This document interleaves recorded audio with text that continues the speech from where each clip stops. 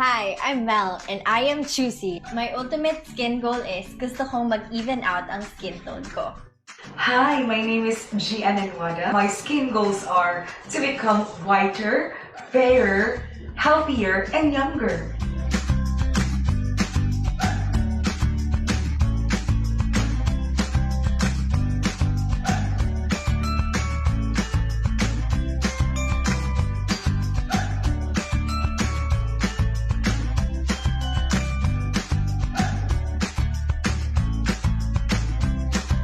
It really shows na yung skin ko ngayon mas moisturized, mas glowing, and mas healthy. Thanks to Glutasy, I got my skin tone back. Thank you so much, Glutasy.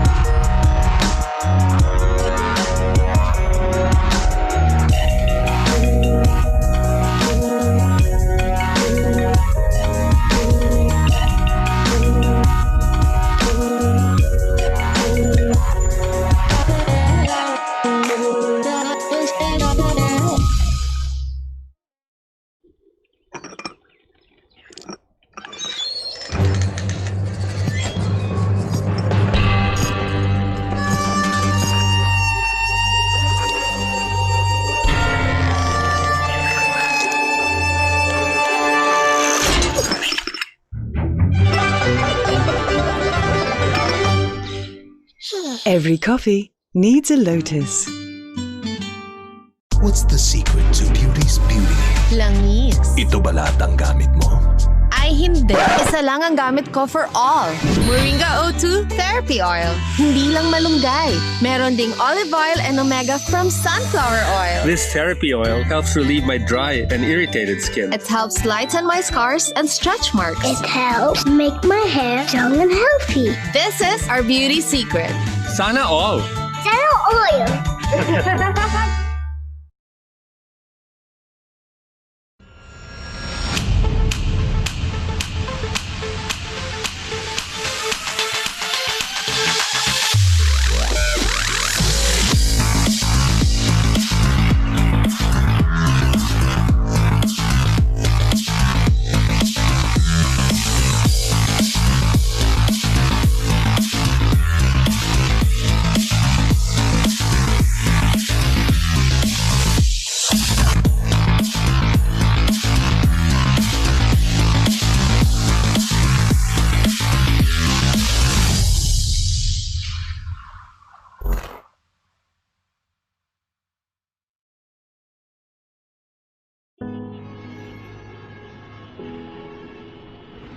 Nandito ako nung nagpa-practice mag-bike ng anak ko.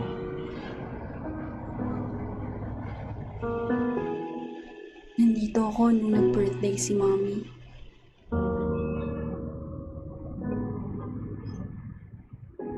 Dito ako nag-celebrate ng wedding anniversary namin. Distance will always be a problem.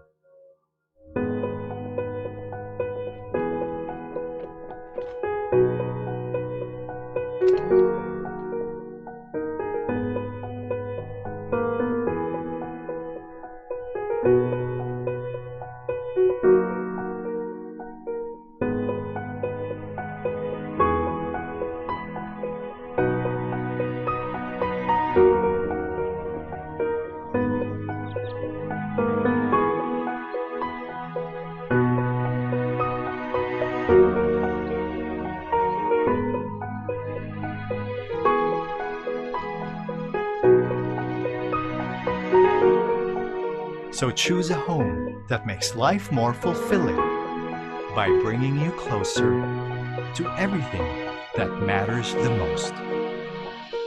Arezzo Place Pasig. Live fulfilled. Finma Properties, making room to build your future.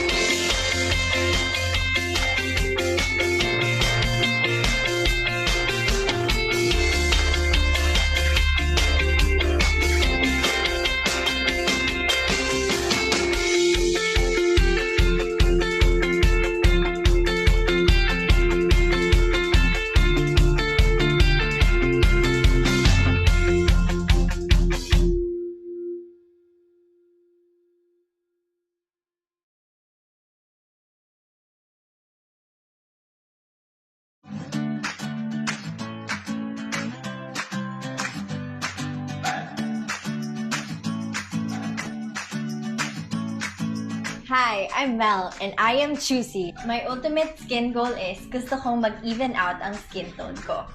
Hi, my name is Gian Anwada. My skin goals are to become whiter, fairer, healthier, and younger.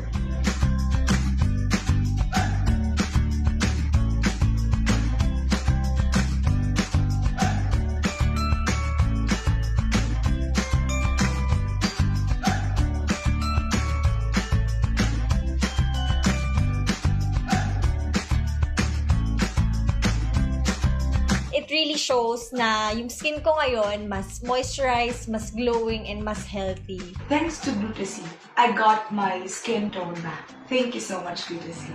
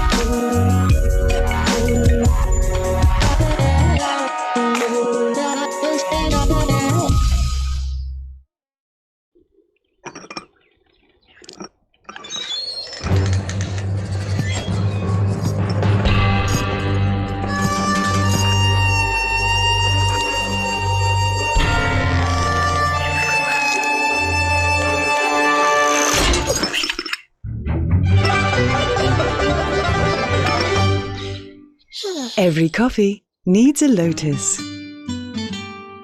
What's the secret to beauty's beauty? Langis. Ito ba lahat ang gamit mo?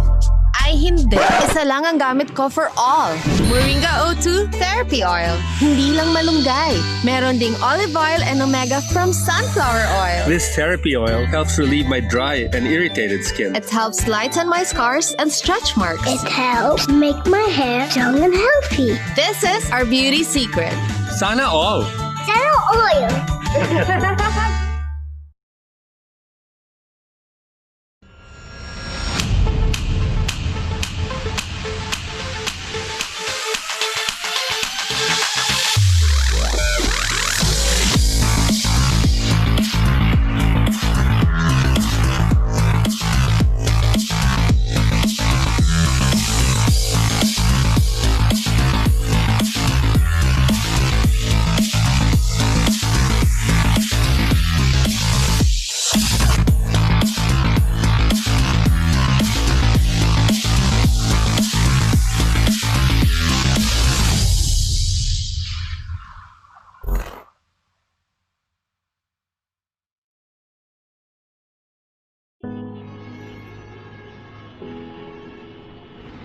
Nandito ako nung nagpa-practice mag-bike ng anak ko.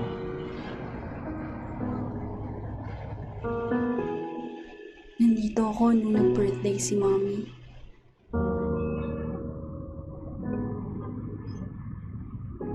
Dito ako nag-celebrate ng wedding anniversary namin. Distance will always be a problem.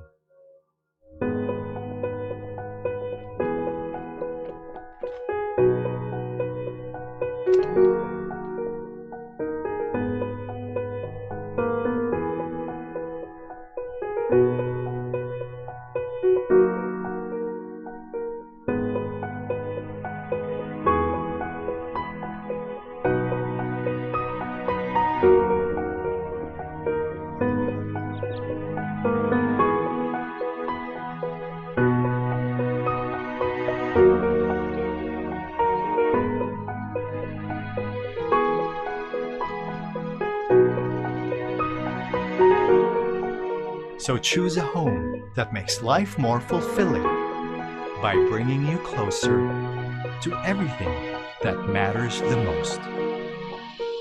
Arezzo Place Pasig. Live fulfilled. Finma Properties, making room to build your future.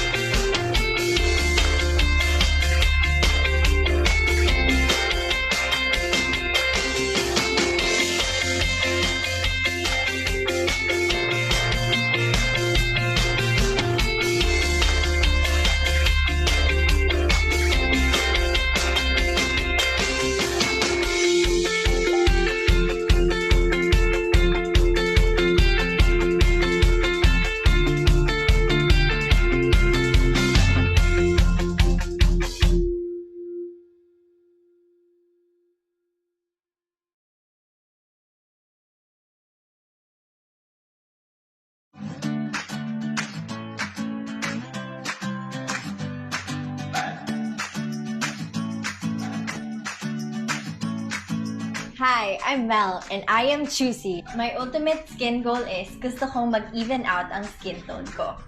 Hi, my name is Gian. My skin goals are to become whiter, fairer, healthier, and younger.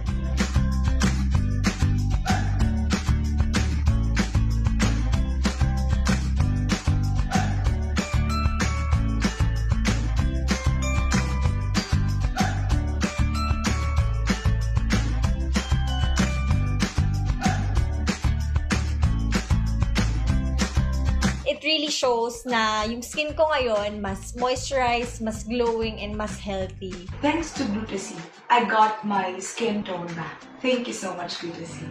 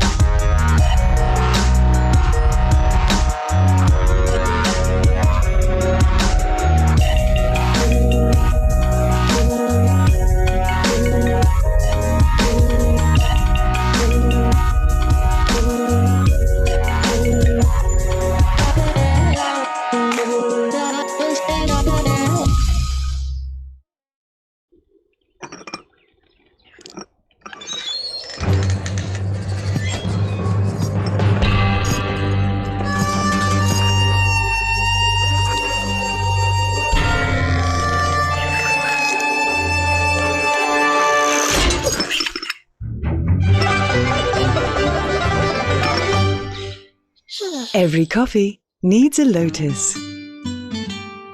What's the secret to beauty's beauty?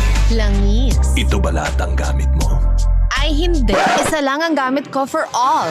Moringa O2 Therapy Oil. Hindi lang malunggay. Meron ding olive oil and omega from sunflower oil. This therapy oil helps relieve my dry and irritated skin. It helps lighten my scars and stretch marks. It helps make my hair strong and healthy. This is our beauty secret. Sana all! Zero oil.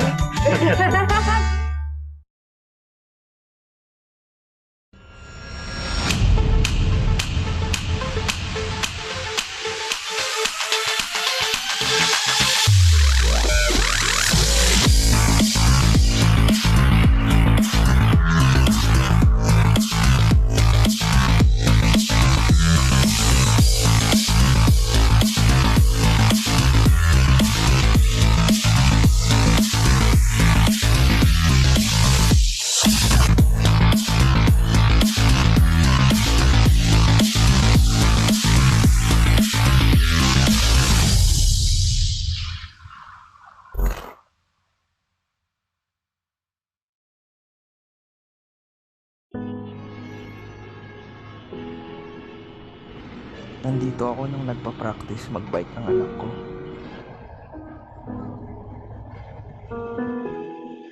Nandito ako nung nag-birthday si Mommy.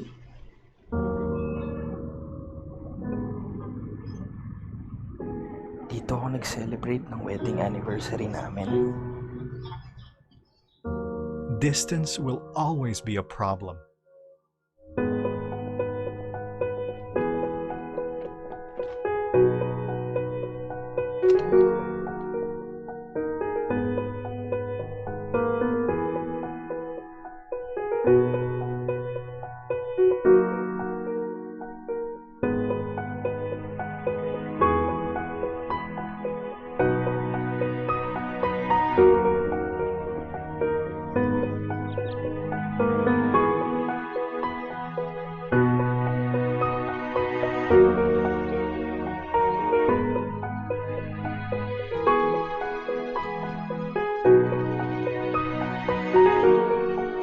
So choose a home that makes life more fulfilling by bringing you closer to everything that matters the most. Arezzo Place Pasig. Live fulfilled. Finma Properties, making room to build your future.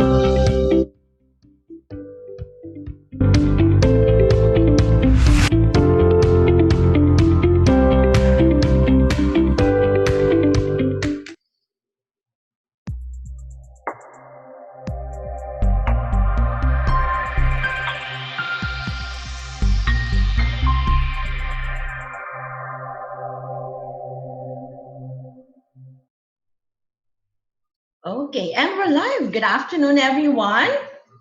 Good afternoon to our Zoom participants and good afternoon to our FB Live viewers.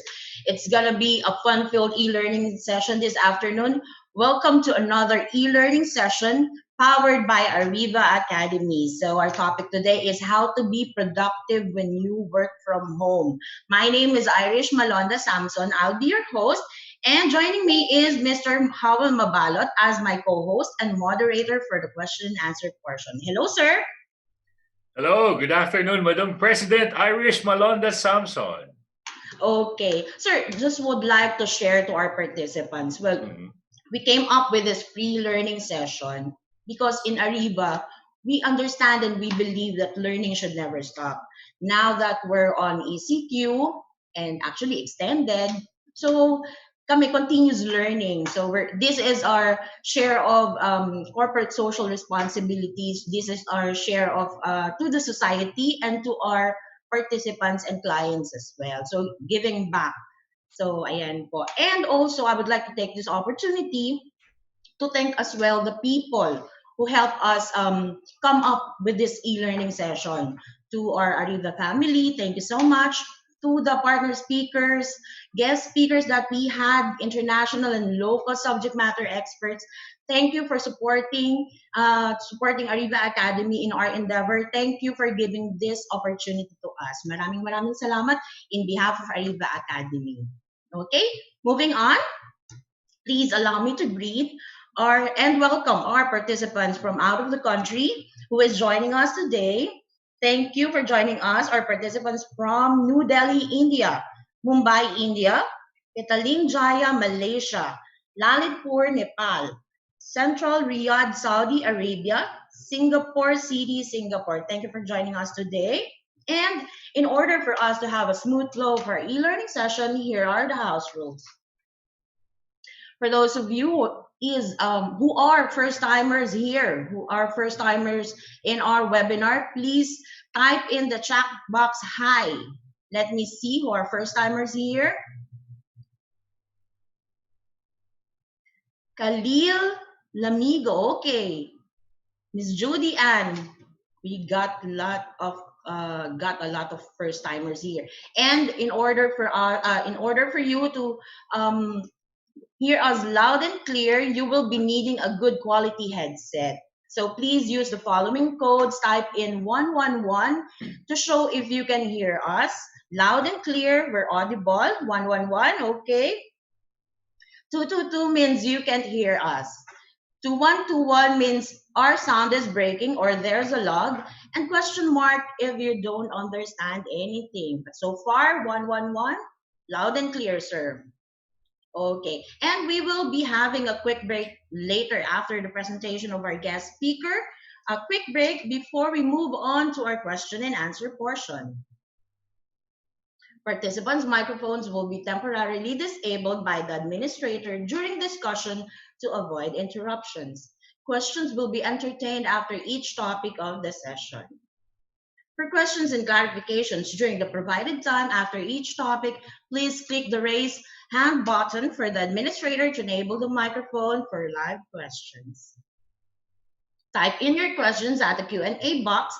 Again, at the Q&A box, not in the chat box. One question at a time will be entertained. For comments and feedback, please send us your feedback, your suggestions, your ideas. Please scan this QR code. This will be directed to our feedback form. This will help us improve our future e-learning sessions. Thank you. And to introduce our speaker to discuss how to be productive when you work from home, Sir Howell Mabalot, do the honors in introducing our guest speaker today. Thank you so much, Madam Irish Malonda Samson, our beloved President of Ariva Academy. It is indeed a pleasure of mine to introduce to our Facebook Live audience, our Zoom participants, our YouTube viewers, and our LinkedIn viewers, our highly esteemed speaker for this afternoon.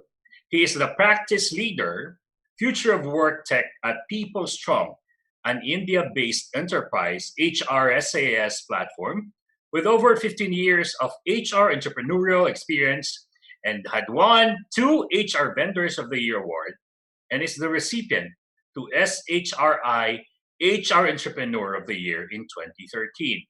He's also the creator of Singapore HR Tech Market Map and is a jobs commentator on Channel News Asia. Let's all welcome everyone, Mr. Adrian Tan. Hi, Sir Adrian. Hi, hello everyone. Thank you so much for the invitation, and thank you so much. I'm really happy to be here today. And thank you for accepting our invitation, Sir Adrian.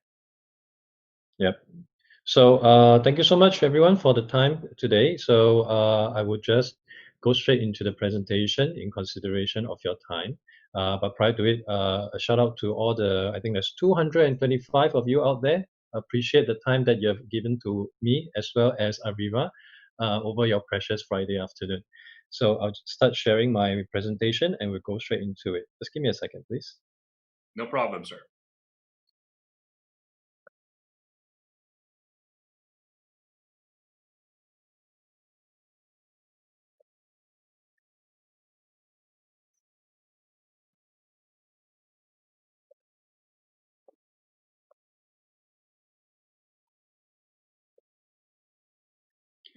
Okay, can I just confirm if everyone is able to see this?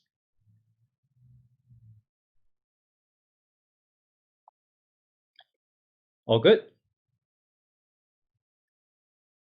All right, so I'll start off. So again, thank you so much for your time today. And what I want to share with you today is really about productivity when you're working remotely. And I'm very certain over this period of time, things has been very, very trying. Based on where I am right now in Singapore, we have been going through a lockdown period over the past 1 month or so. And for many of us, working remotely might be something very new.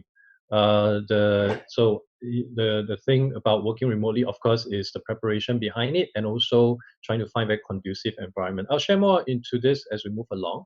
So within my presentation today, I'll actually break it into two different portions. I'm quite certain some of you might be people managers. So from the employer standpoint, some of the key challenges that you want to take note of and some of the things that you could try to counter those challenges.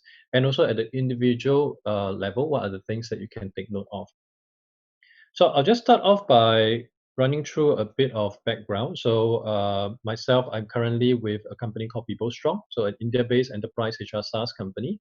We started in around 2008, and then we have expanded into Singapore and Thailand, essentially providing a full spectrum of HR tech solution. We are also looking into Philippines market right now, and we were quite deep into it until, of course, the whole COVID-19 thing happened. So started in HR about 16 years back in recruitment and then outplacement, career coaching, and now HR technology.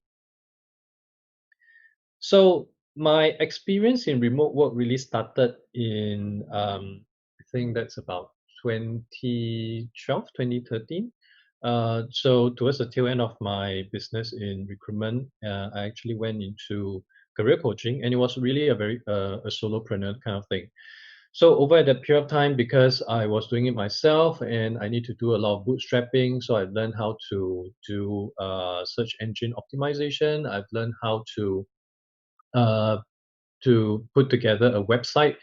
And of course, I don't have an office back then, so a lot of work done remotely at home on my dining table.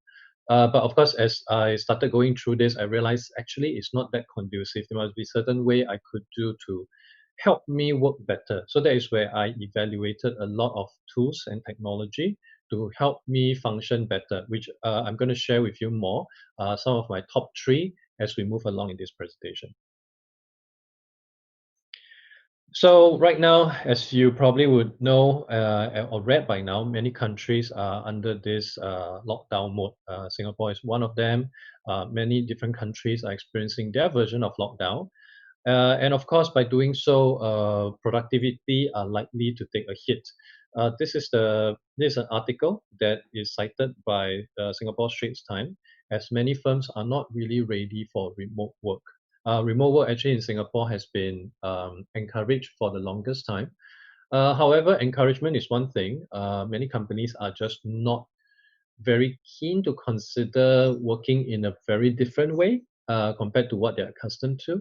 So many just did not move into it in a deeper, meaningful way. So things got suspended, and right now many companies are caught off guarded, and they just have to make do with whatever they know and try to make things work.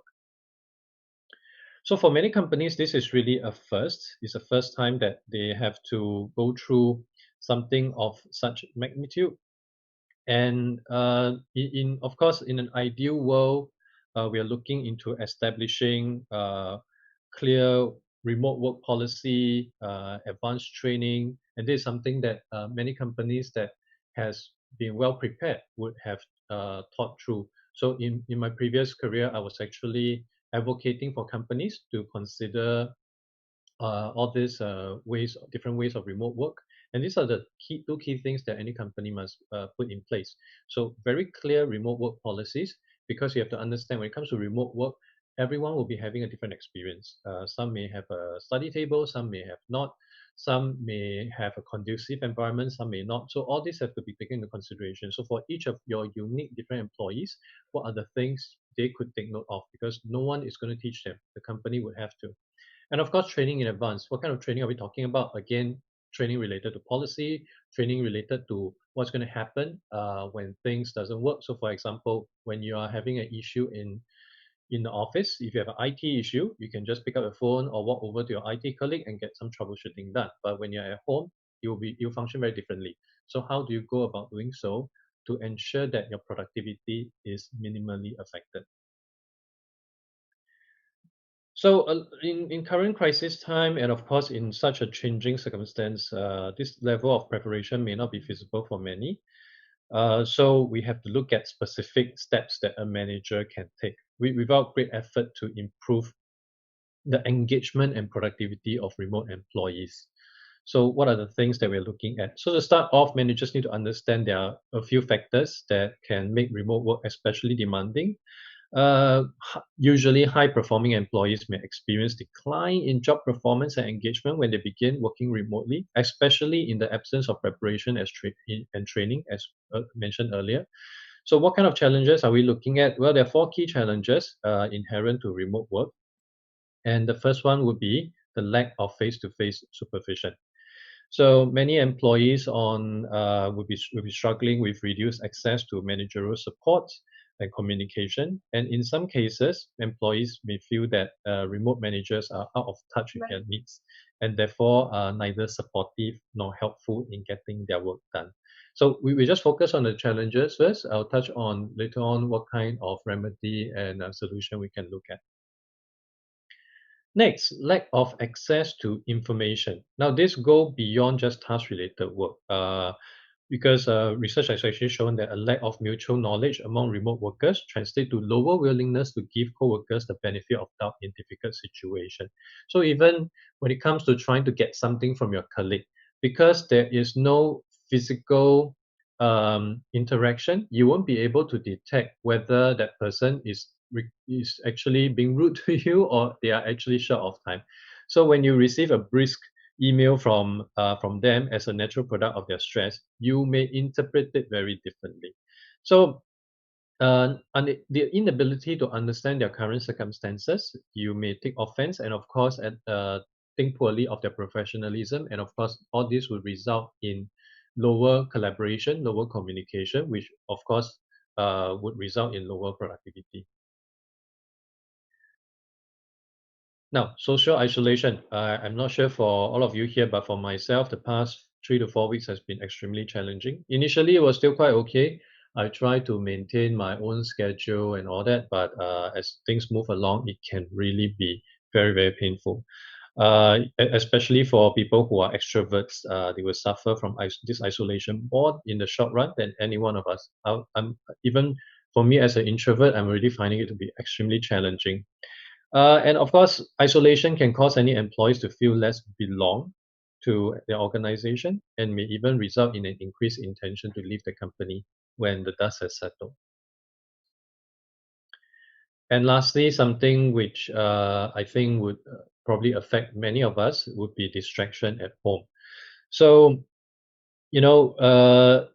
typically, we would want to encourage your remote workers to have dedicated workspace and, of course, adequate childcare, etc., before you start your remote work.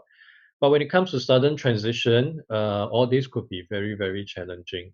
And in the case of school and daycare closures, you also have to take on unexpected parenting responsibilities. In my case, in Singapore context, schools are not operating, but studying still goes on. So we have something called home-based learning. Fortunately, it's going to end by end of next week, where parents would take on the responsibility to homeschool the children with material provided by the teachers.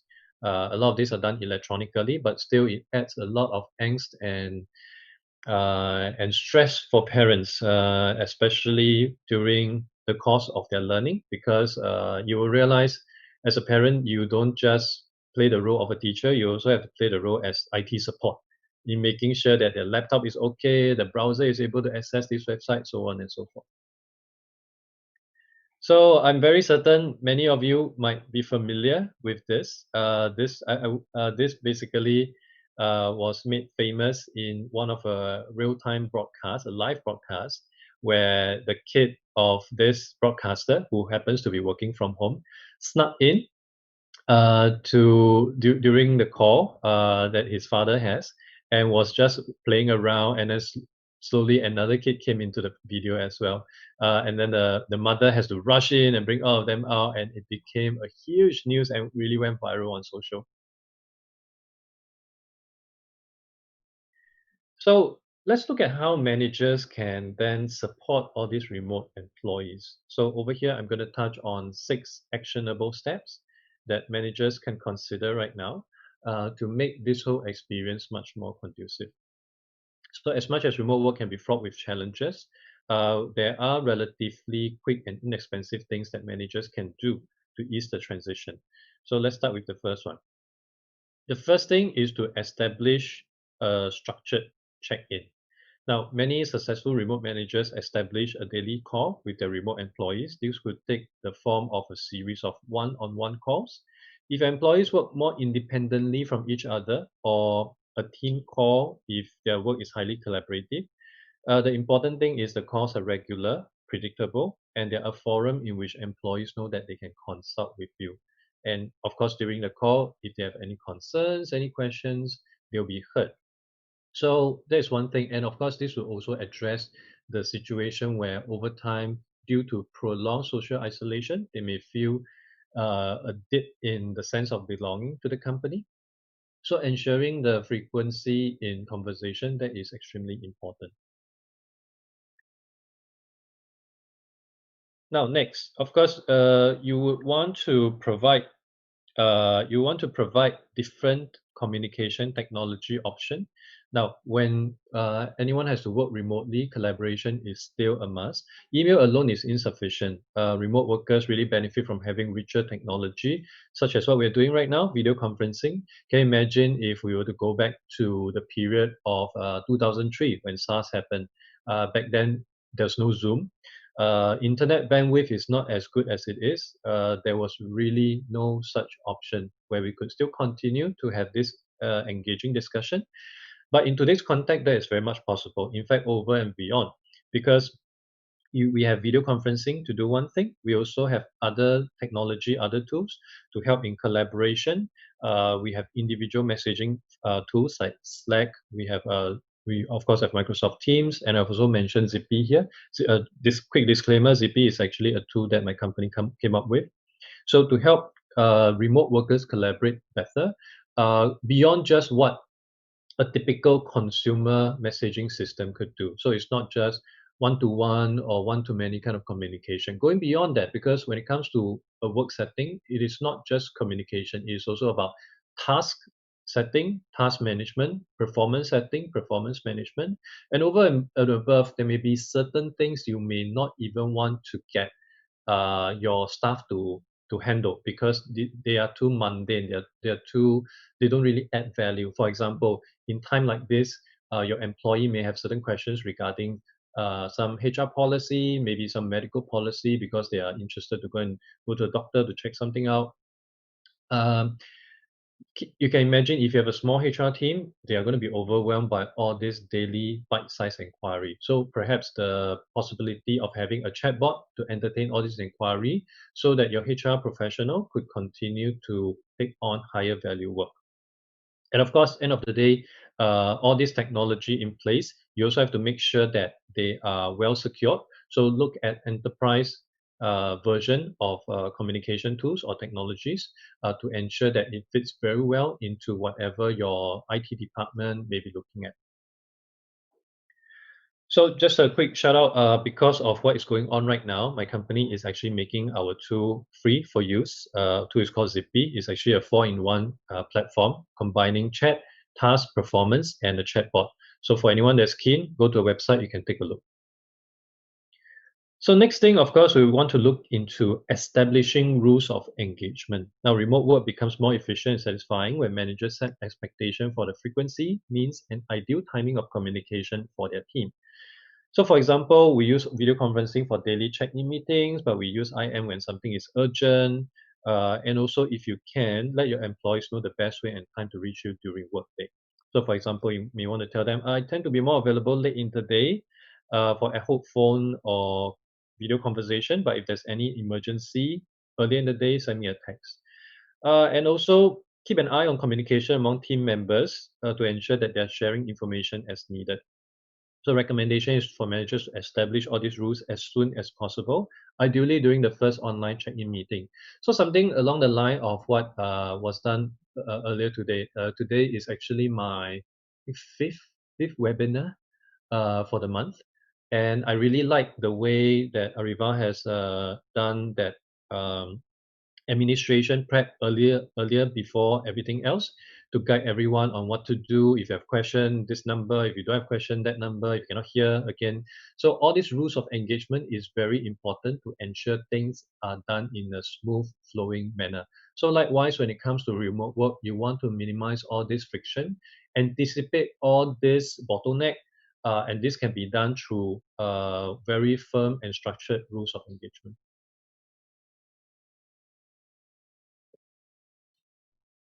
Now, you also want to provide opportunities for remote social interaction. So the easiest way to establish some form of this is leave some time at the beginning of team calls just for non-work item. You know, you can ask things like, oh, we're going to spend the first few minutes just catching up. How was your weekend? Other things that you could do might be virtual pizza parties.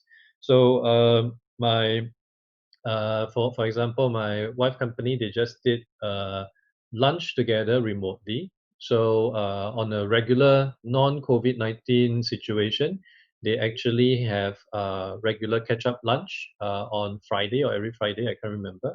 But since that is not possible right now, as everyone are stuck at home, they use their budget to provide for every individual to order something online for delivery to their home.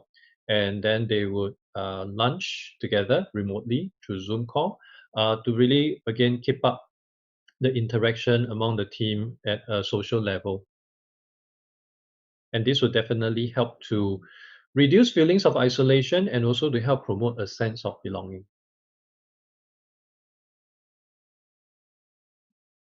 And finally, offer encouragement and emotional support, especially in the context of an abrupt shift to remote work. It is important for managers to acknowledge the stress, listen to employees' anxiety and concern, and empathize with their struggles. If they're clearly struggling, ask them how they're feeling. Even a general question such as, how is this remote work situation working out for you so far, can really elicit important information that you might not otherwise hear. And once you ask the question, be sure to listen carefully to the response. Paraphrase it to them. Let them know that their stress, their concern will be the focus of this conversation. So this is really how you can take a two-pronged approach in both acknowledging the stress and anxiety that employees may be feeling, and also providing affirmation of their confidence in the team to let them know that you've got this. We can look at ways to tackle this together, and so that your employees are more likely to take up the challenge with a sense of purpose and focus. So those are the portions that I have touched on related to what the management could do. and what the companies could do in trying to address certain aspects of remote work, given that it came quite sudden for many of us. The next thing that I'd like to touch on, and this is something that is much closer to me, would be individual productivity, because many times I also realize the easiest thing for you to control is yourself. And once you set all these things in place, everything else will be much, much easier. So I would move ahead and share with you what I have identified over this period of time. And I think importantly is, of course, looking at how it may make sense for you. Now, whatever that I'm going to share here in the rest of the slide may not work for you 100%, because I'm only experimenting this in my personal context, and my context will be very different from every one of you. Having said that, I hope you would not just discard it entirely. It might work for you in some variation, or maybe you have to make some adjustments, some modification. Either case, I would highly suggest to give it a go. Do bite-sized experimentation and see what works, what sticks, and what doesn't. If it doesn't, drop it. If it works, are you able to double down on it? Are you able to maybe find a 1% improvement on it? So I'm going to start off and share with you what kind of stuff that I do. So firstly, I think given what we are facing right now, what you want to do, or at least what I have been doing, is to front load my daily wellness routine, because that really gives me a good wake up notion to the day. And I try to bring it forward to as early as I can. So this is my typical schedule right now. So I would do a workout followed by my meditation routine. As much as I can, I'd like to admit that there have been days where I just would prefer very much to sleep in. So don't stress yourself over the fact that, oh no, I fell off for this day. I'm not going to pick it up again. Don't be worried about that. I think by and large, if you're able to hit 80%, 70%, it is good enough. Don't stress yourself over it. There's a lot of things that you have to take care of, and of course, in your own shoe, you will know better what you could do to the best of your ability and what are the other challenges you have in your life. But personally, for me, I will start off with a 30 minutes exercise followed by 15 to 25 minutes of unguided meditation. For those of you who would want to use something that keep tracks of all this, so for my running and training, I actually use an app by Nike. They have a Nike Run Club, Nike Training Club. And for meditation, I usually use Oak, or I usually use 10%. So either one would do. The good thing about doing all this early in the morning is I have clocked them, and for the rest of my day, I don't have to worry about them. I've already done my exercise, I've done my wellness, everything is done and cleared, rather than being interrupted, or rather, being interrupted mid of the day, and then you have to go for a run during lunchtime, and during lunchtime is extremely hot in Singapore. So second thing that I would usually do is I would try to schedule everything, and I really mean everything. So because procrastination really happens to the best of us. Writing an article could be a huge procrastination. Putting this deck together is a huge procrastination when Ariva first approached me.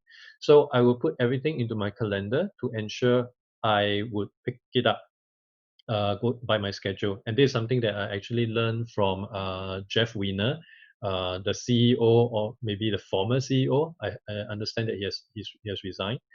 The importance of scheduling nothing. So according to Jeff, he actually scheduled 2 blocks of time per week. Each block could be about 2 hours, 1.5 hours. And the block of time actually carry no entry. Essentially, it is empty time. It is downtime. But the downtime is for him to think. So no meetings, no calls, nothing, just for him to strategize, to think. So it is like your mini corporate retreat in bite size. That is what he advocated for. I took it a step further to really schedule everything that I need to do so that procrastination will never kick in.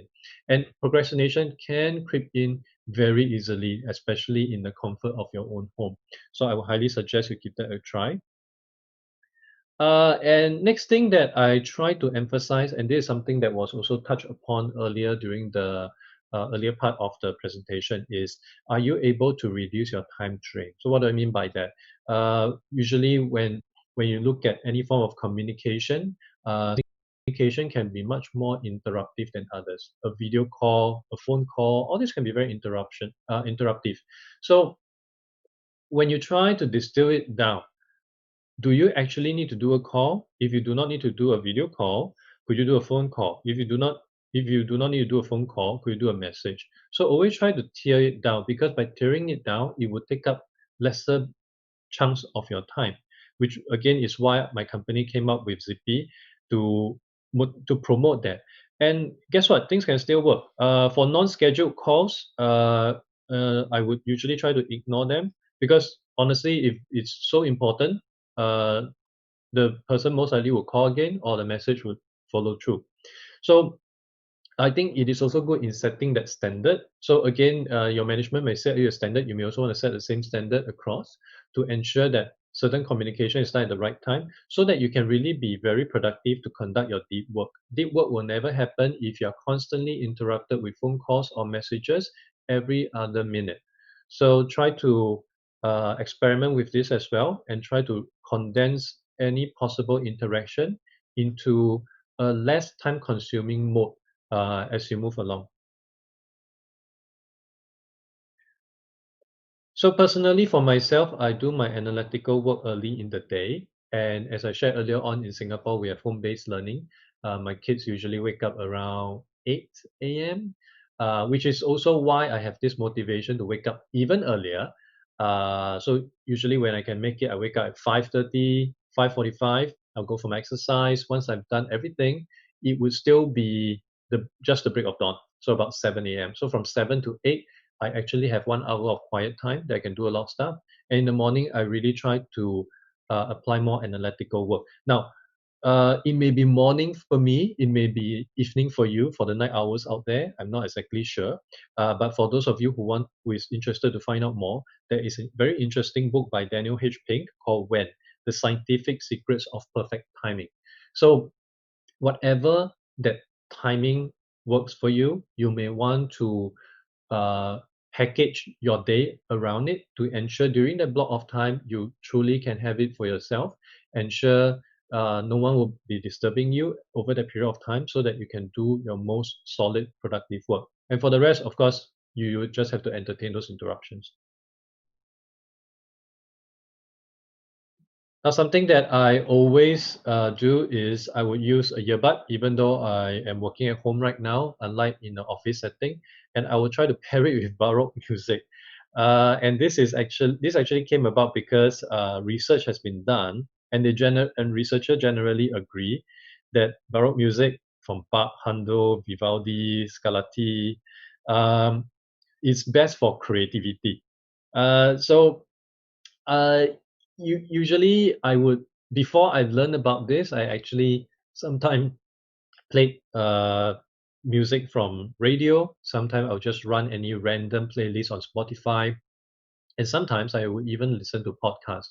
Listening to podcasts is a huge mistake, because it is just, listening to podcasts require your attention. Just like this webinar, every one of you would have to pay attention to my voice and also whatever is on the screen. Imagine doing that and working at the same time. It just doesn't work. You'll just be very shallow in every aspect.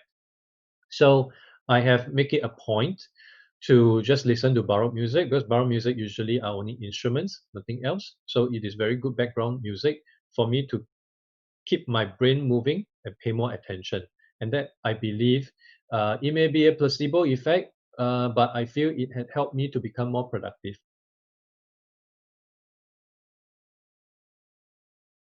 So next thing is to use technology to save time. Now, during my earlier period of solopreneurship, I shared earlier on, I've experimented and tried to identify different tools that I could use to make my work much easier and better. And because in my opinion, if I can try to automate this, I would be able to get the technology to do it in a much better way than myself.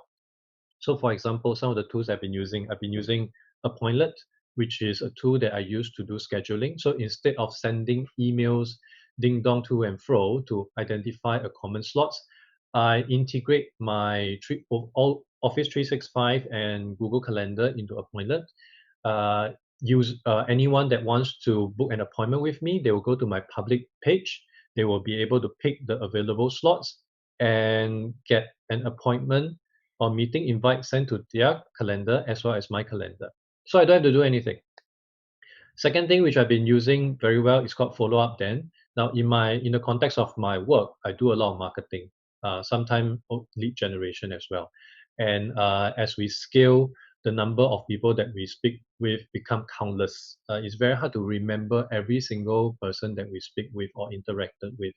And many times conversation doesn't just work in a way where one conversation will suffice. You have to keep the conversation going. You have to do a lot of follow-ups. So follow-up then is a good way for me to remind myself to do the follow-up. And this is purely through email. If you know how to use email, you know how to use follow-up. So I can set, so let's say I'll email something to a contact. I would BCC or CC 5 days at followupthen.com.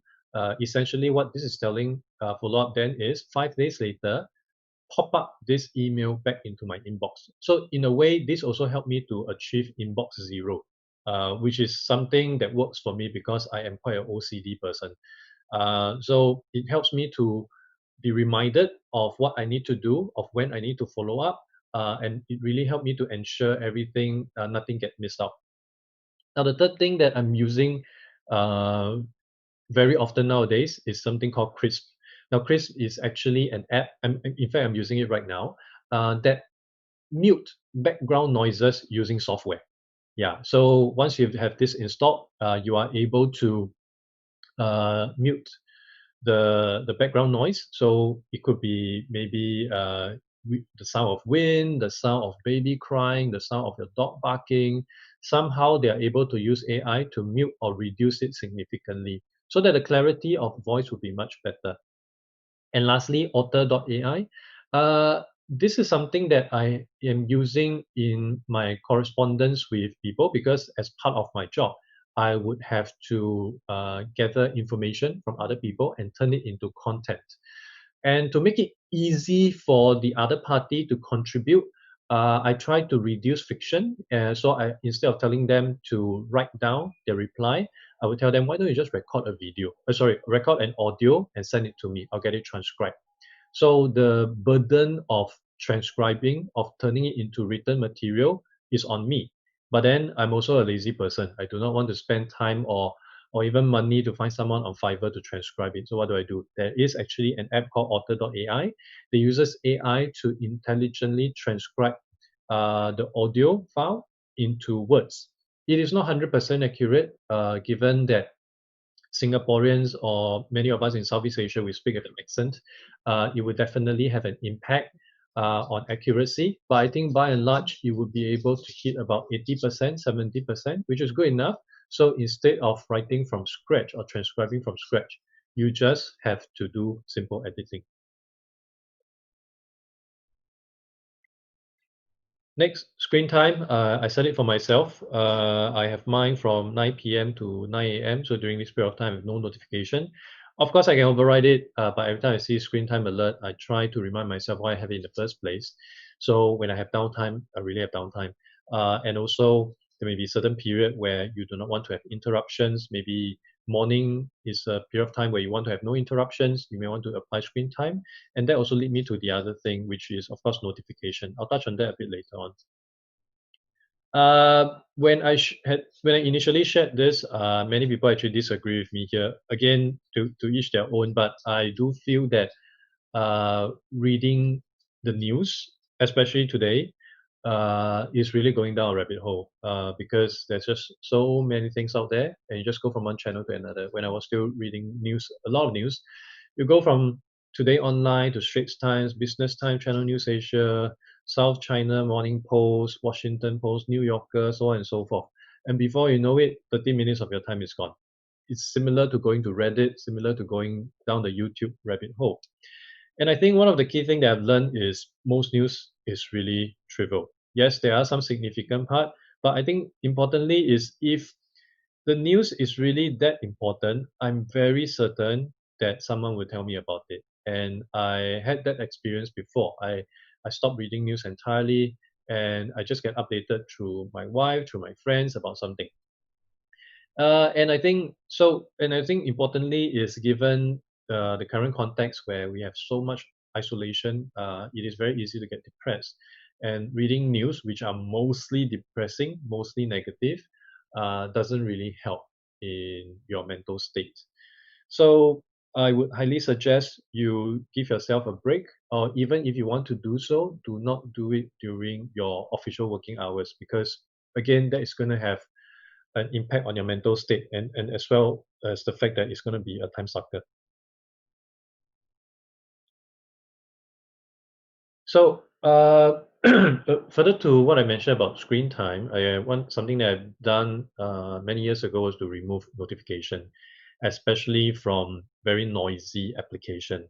I do have WhatsApp is on, but for certain noisy group, I'll mute it for entire year. I don't have many social apps on my phone. I don't have LinkedIn on my phone anymore. I don't have Twitter. I do have Facebook. I do have Instagram. But again, all notification is being disabled. So I don't have the batch count. I won't get alerted. So again, it prompts me to check in only at the time I think I want to check in, not when the phone tells me to. And I realized by doing so, it really helped me to shave 20, 30 minutes of uh, or, or rather I get to gain 20, 30 minutes of my time every day, because all these are really trying to distract you from what you're trying to do, and so trying to remove all this notification may really help. The initial process of doing it, depending on the model of your phone, might be very cumbersome, might be very painful, but I can assure you, after you've gone through the one-time pain, the peace and serenity that comes with it is really worth the effort. Something very minor, which I would just want to point out, which is to use a mouse. I know it seems quite trivial and even silly to some, but when I'm still working in an office, our office was in WeWork. I noticed a lot of people actually use their touchpad, and I'm not sure if you realize, but if you look at e-gamers, none of them uses a touchpad to participate in any games. None of them uses a touchpad to win World of Warcraft or StarCraft 2. Why? Because the mouse is faster. So it may not seem a significant difference, but I feel that every interaction, every clicks, every swipe, you will be able to gain half 1 second. And if you add them all up, all this time matters. So with all this in place, I'm very certain you're able to make it a more productive day, even when you're working remotely. And of course, in doing so, it also leads us to become very outcome driven. So you're going to probably save a fraction of time by implementing some of this, all of this, or a handful of this. And that will also result in a fair bit of downtime. And downtime can even come naturally by the sheer fact that you're no longer doing any commuting, or you're having shorter lunches because there's just no interaction during your lunchtime right now. So some of the things I'm also doing in order to maximize my downtime, so that it could lead to a possibly more productive outcome for me at work, is to first and foremost to learn new skills. So personally right now I spend an hour each working day, or up to an hour, on a different topic after my lunch. So it ranges from video post production from YouTube to starting a podcast, which I'm still learning how to do so. And also picking up the latest digital marketing from HubSpot Academy. Sometimes I even factor in things that may not apply to work. Like most recently, I finished an online course on personal finance management, and also a lot of different things that I'm hoping to pick up, like music, sketching, drawing. So whatever that may appeal to you, I think those would be a good breather for those of us that are working, to really stop your work entirely, focus on something else, so that you can come back to your work after that much more refreshed, and in fact maybe with a different perspective.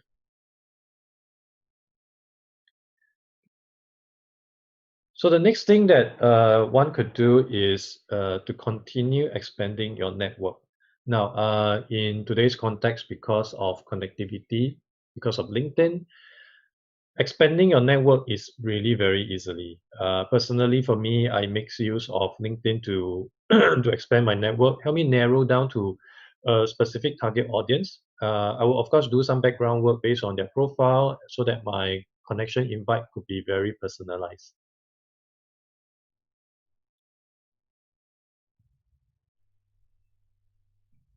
And of course, given the time that you have, you may want to look at ways you can improve your current process. So this thing really came to me when I attended a keynote, I think about 3 months ago, where the head of innovation from DBS Bank, he was sharing with us how his team was helping a group of back office department on how to condense their usual 18 steps process to 10. Now, in our personal context, of course, we won't have the benefit or the luxury of having an innovation team to help us, but you will be able to look at how to improve your own process. Are there different ways to do things differently? Are you look?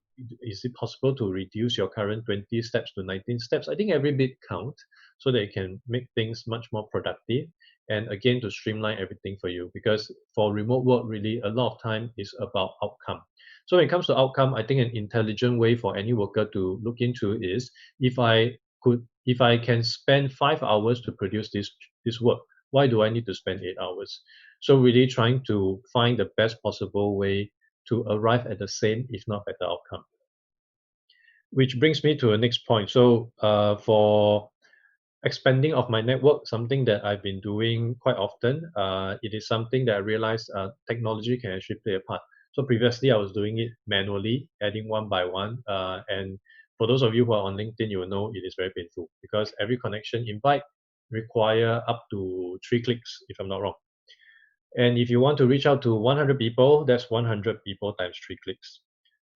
So there's actually automation tools out in the market, which I realized as I try to improve my process. The one that I'm using is called Lead Connect. You'll be able to see a promo code there.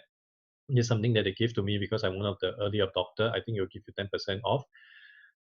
That's provided if you pay for it. If not, it's perfectly fine. They have a free plan as well. So on a daily basis, this tool actually helped me to send a personalized connection invite to 100 people, as well as up to 300 messages to my connections every day automatically. So again, just by doing this, I could just by running this, I can focus my time on other higher value work.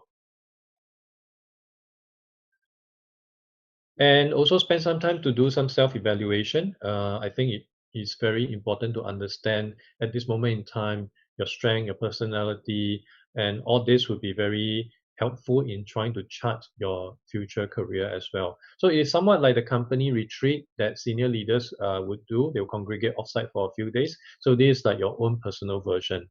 So I would suggest going to DISC, MBTI, Clifton Strengths, just to run through this test. And of course, all these tests may not be 100% accurate, so you may want to validate with your friends and close families to see how it might be useful or how relevant they are for you, so that again, by leveraging on your strength, you will be able to pursue things that might be very much easier for you. So one thing that Clifton Strength always mention is work on your strength, work around your weakness. Something very different from what we are taught in school. In school, we are taught to be good in every subject, but I think Clifton Strength takes a more practical approach. Yeah, we are only good in some things, not everything. So identify what those things are and then double down on it. And lastly, I've shared earlier on, I've been practicing mindfulness for quite some time, on and off. But most of the time, I try to clock in 15 minutes, 25 minutes. And I think it has been really, really useful for me. The science has actually shown that it is really helpful. And personally, there are some application out there you can try. Headspace, Calm, 10% Happier. All these are very useful for you to run through bite size. And just give it a go. I think you'll be able to see the difference very shortly. And it might really be very beneficial for you. I personally would think that this mindfulness practice has helped me to do a lot of things better. For example, I have been a smoker for decades. I try to quit on and off, never really works. But when the mindfulness habit kicks in, or when I started my mindfulness practice, the last time I touched a cigarette was February of last year. So it really helped me to just drop it, go cold turkey. I have somewhat dropped alcohol as well, probably about 90% of my intake, and also I'm off caffeine. So I think again the mindfulness part really helps. So thank you so much for your time today. I've reached the end of my presentation. If you wish to continue the conversation, you may like to check out my website. My website is adriantan.com.sg, where I write a lot about future of work. Or you could just look up for me on my LinkedIn. So this is my LinkedIn page, is my face here. So if there's anything, feel free to let me know. Otherwise, I'll hand this over back to Ariva. Thank you so much. Thank you so much, Sir Adrian Tan. Everybody, big hand for our resource speaker for this afternoon. So, sir, don't you go away because we will be having our 2 to 3 minute break. And after that, we are going to entertain questions. And there are 3 kinds of questions we will be having. The first type of question will come from the Q&A box.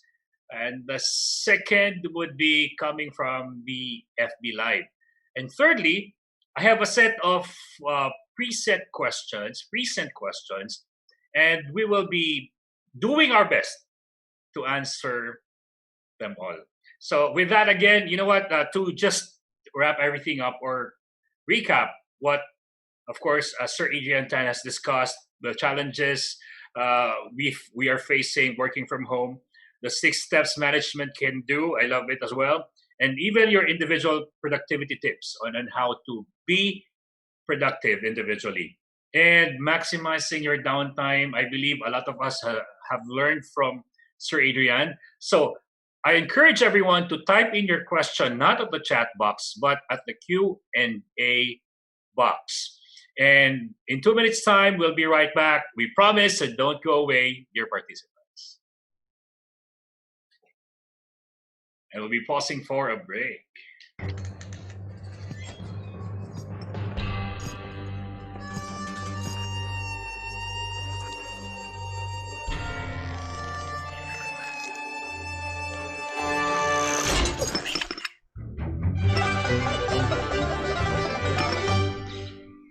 Every coffee needs a lotus.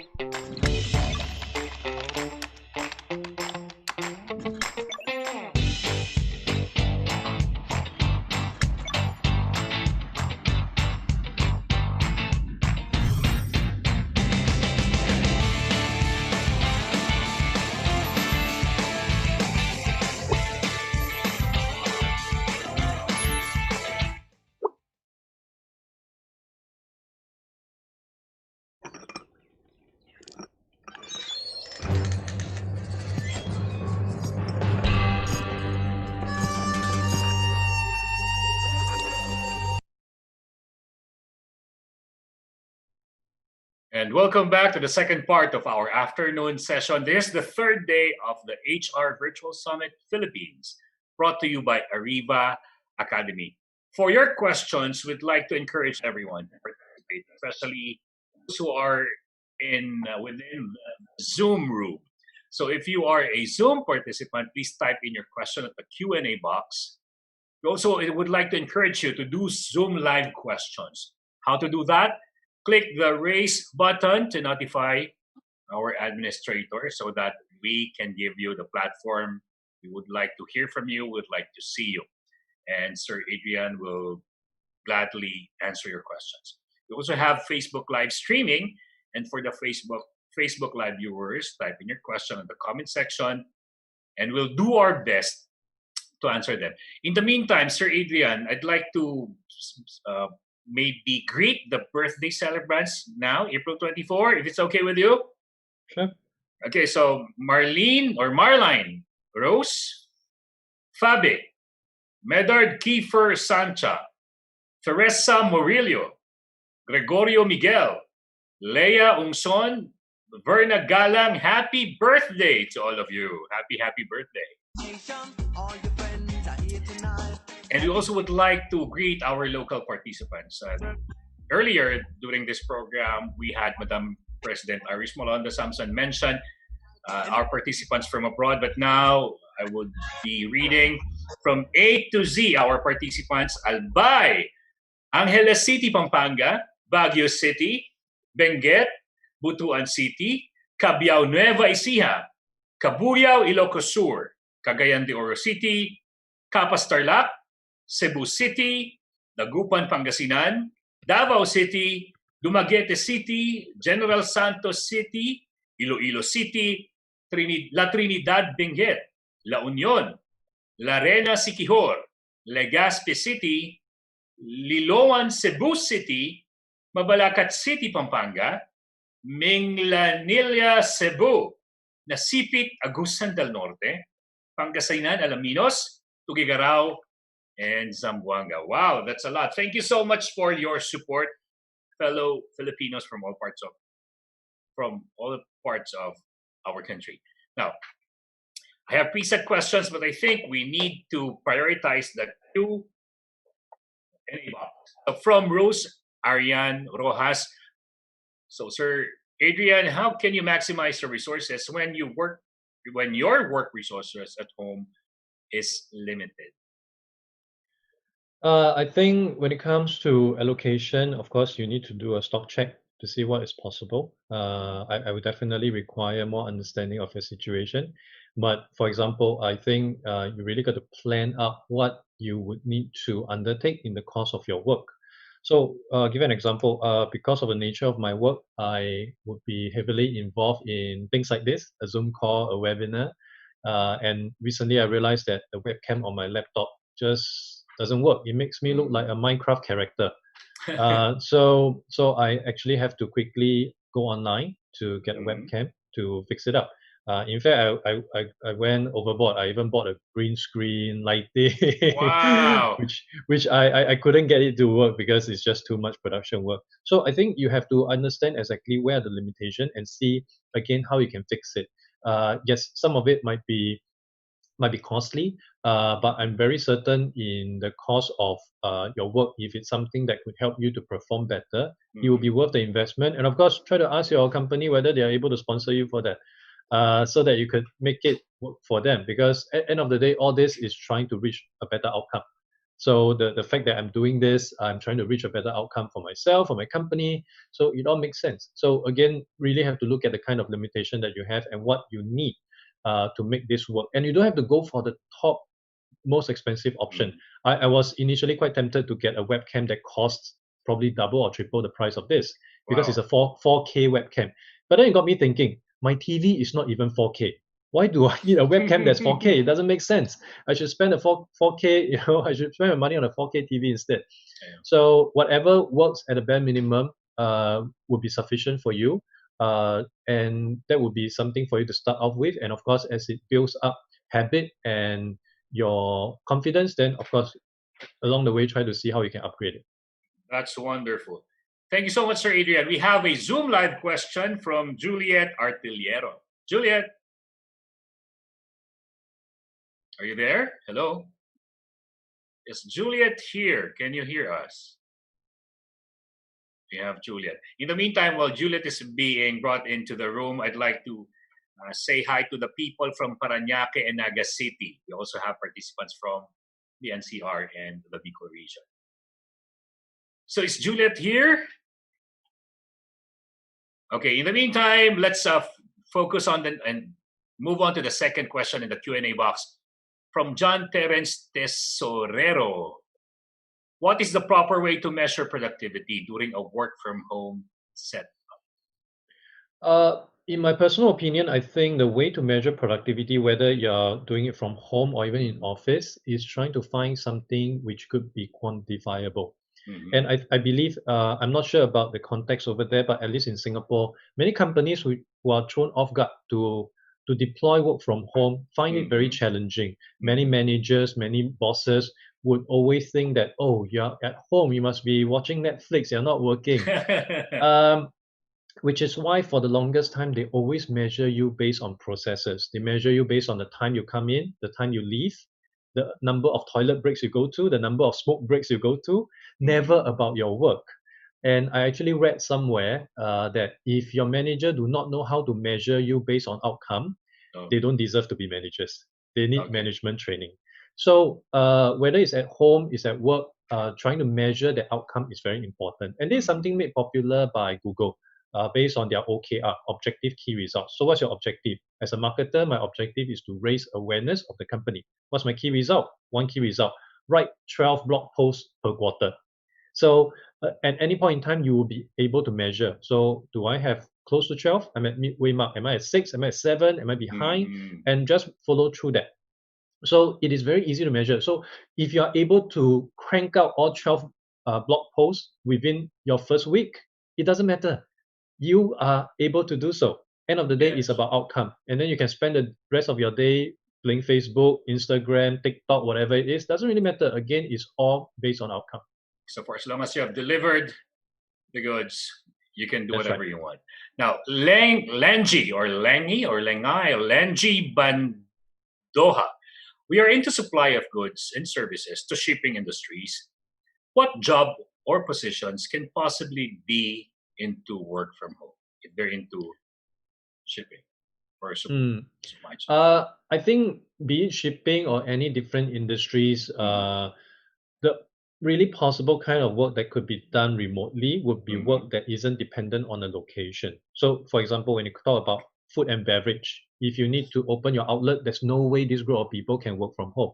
So usually for any companies, they would want to look at their back office people, their accountant, their administrator, their customer service people, their telemarketer. So these are the kind of positions that would easily work well in a remote work setting. Because anything else, you have to be on site. You have to open your retail outlet. You have to go to the warehouse. You have to make sure you're driving a truck. So there will be some function which, of course, remote work would not be that possible for them. Okay. Thank you, sir. Well, there's an anonymous attendee question. What are the advantages of working from home? I guess you've already, and I'm sure we have already discussed that. Now, from Edgardo Teakson, can we have a copy of this training or maybe the PowerPoint? So we'll ask Ariva. Yeah, for sure. I will PDF the version or send over to Ariva, and then you guys could disseminate it.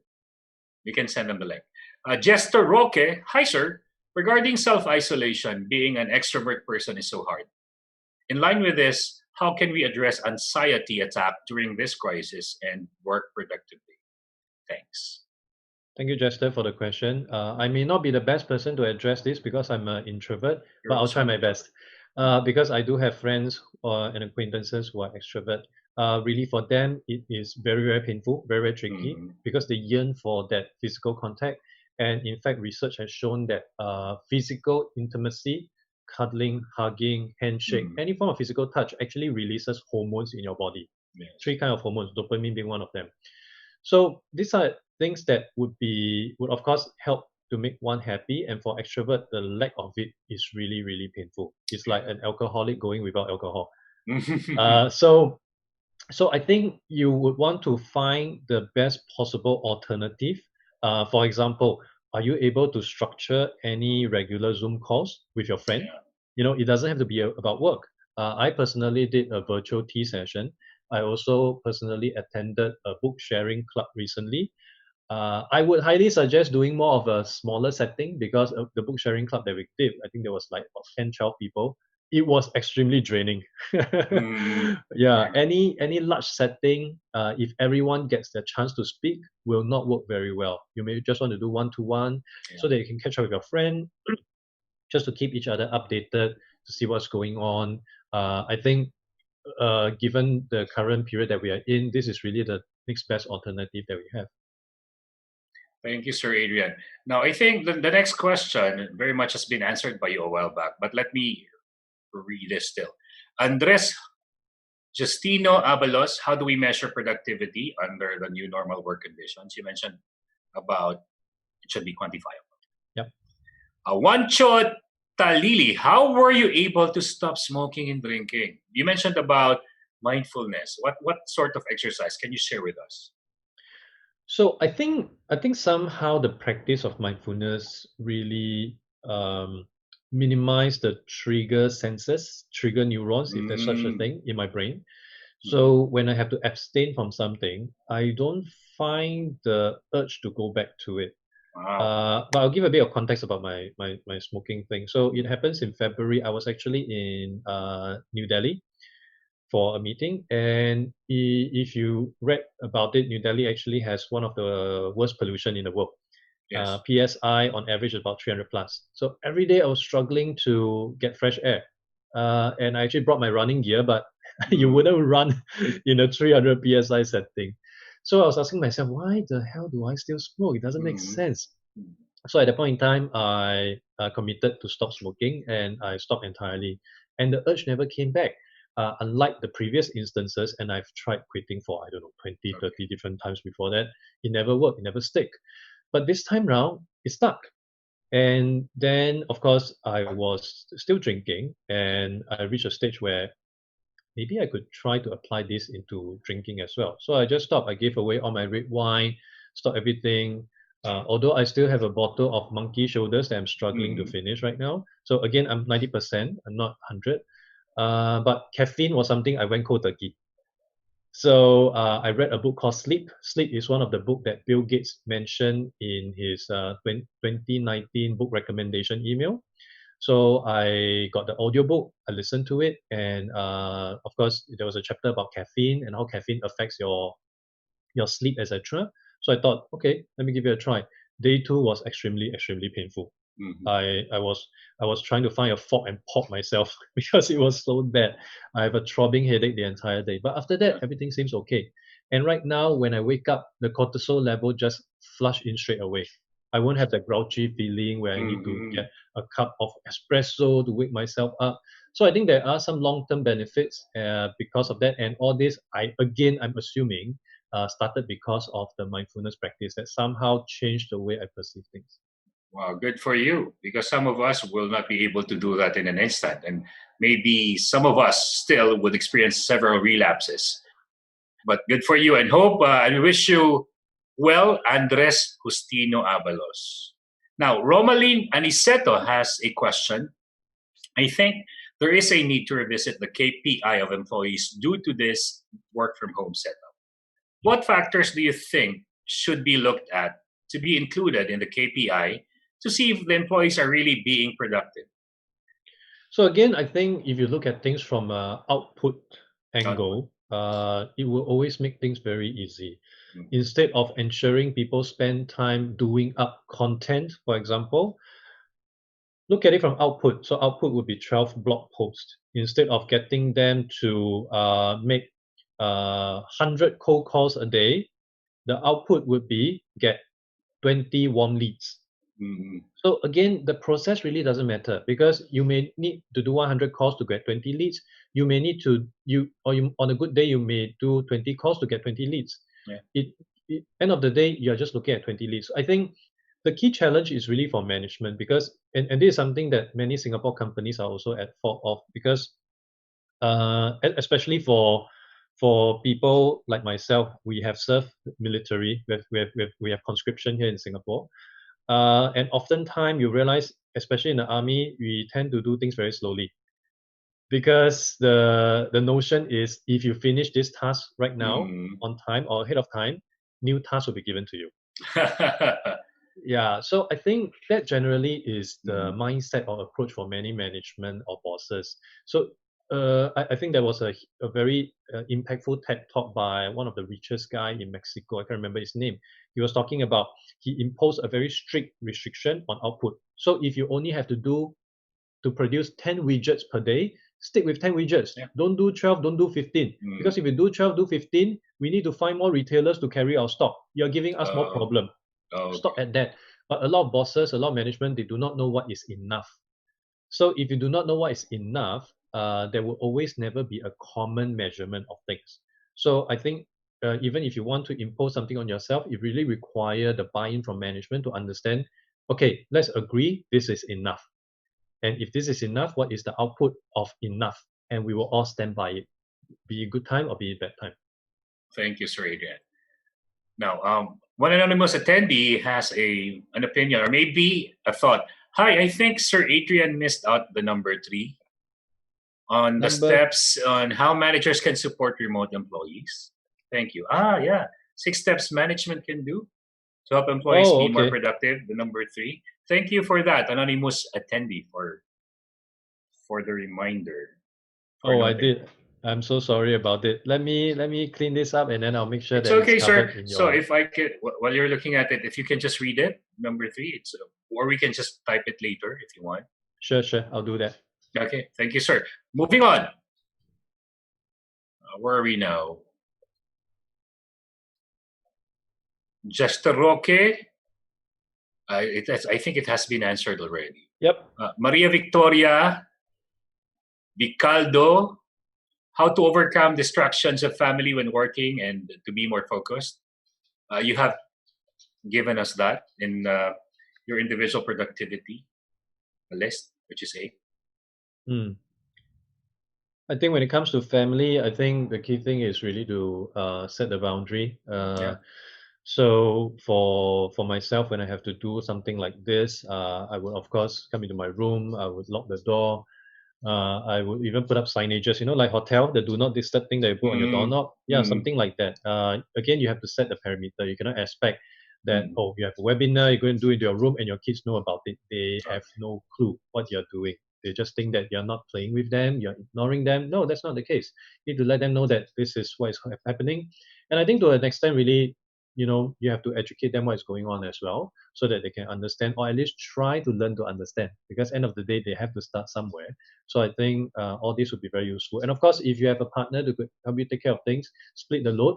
Yes. So if I have to do this, maybe my wife will take care of them. If she has a call, I will take care of the kids, so on and so forth. So try to find anchor of support that you can internally. Thank you, Sir Adrian. Now, Elmer Mar has a question. Sir Adrian, you talked about the do's to be productive. How about the don'ts? I must assume that the don'ts are the opposite of the do's. Oh, yes. I was just about to say that. Yes, you're right. The don'ts are just the opposite. That means you do things randomly. You have your notification on. You have your handphone by your side. You don't set parameters with your family. So essentially all the opposites. Thank you, Sir Adrian. And thank you, Sir Elmer, for that question. Francis Nesitas Lim. What Baroque music is your favorite? Please share 3 bests. To be honest, I am not very familiar with Baroque music. I essentially found a Baroque playlist on Spotify, and I often just play it in shuffle mode. So I'm not even sure what music, which conductor, who's the composer I'm listening to. I'm just enjoying the music.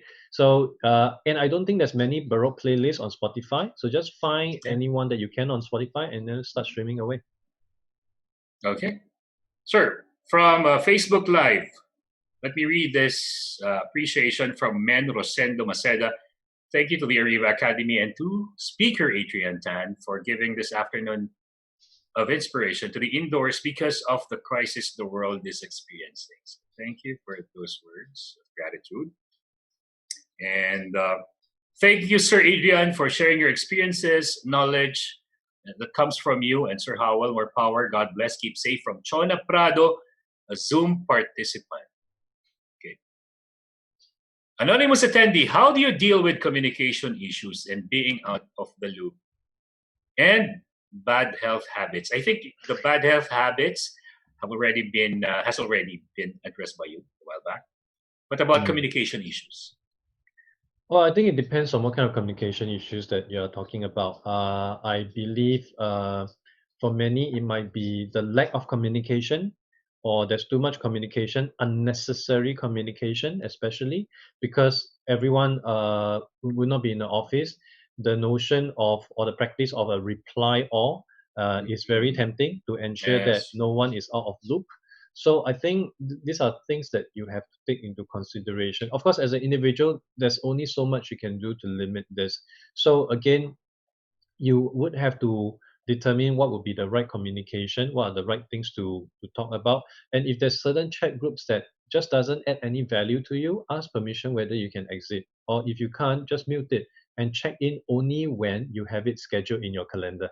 So last time I was so anal to the extent I actually scheduled time for me to check Facebook. I scheduled time for me to check email. I don't do that anymore because again the discipline builds up. But I think you have to really be very disciplined about all this. There will be external issues that you cannot control, but you definitely can control what you want to do when you want to check your messages. And again, if it's messages, if it's memo, I dare say they're not really that important, because if it's really important, you will have gotten 3 missed calls. That is both smart and practical. Thank you, Sir Adrian.